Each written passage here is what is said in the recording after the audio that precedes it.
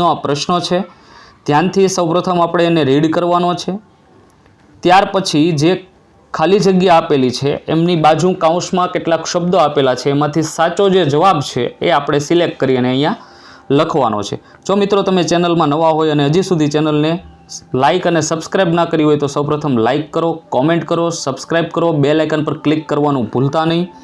ત્યાર પછી ક્વેશ્ચન્સ આપેલો છે, join the sentence using the opposite conjunction from the brackets.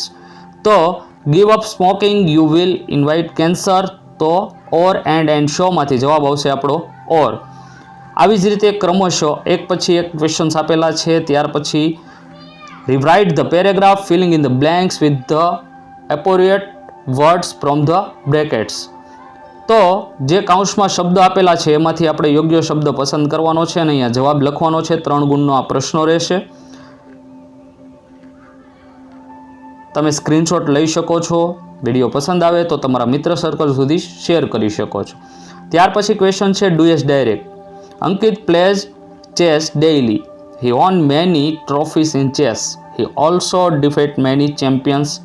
Start like this. Chess is played by Ankit daily.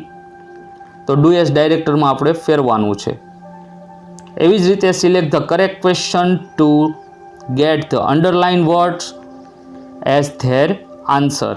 3 ગુણનો આ પણ પ્રશ્ન રહેશે, જેમાં તમને ઓપ્શન્સ આપેલા છે ABCD, એમાંથી તમારે રાઈટ આન્સર ખાલી ચૂઝ કરવાનો છે। તો ક્રમશઃ સ્ક્રીન પર તમે જોઈ શકો છો, સ્ક્રીનશોટ લઈ શકો છો, શેર કરી શકો છો।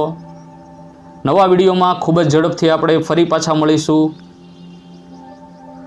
સંપૂર્ણ વિડીયો ધ્યાનથી જોવા બદલ આપ સર્વ વિદ્યાર્થી મિત્રોનો ખૂબ ખૂબ આભાર। Thank you.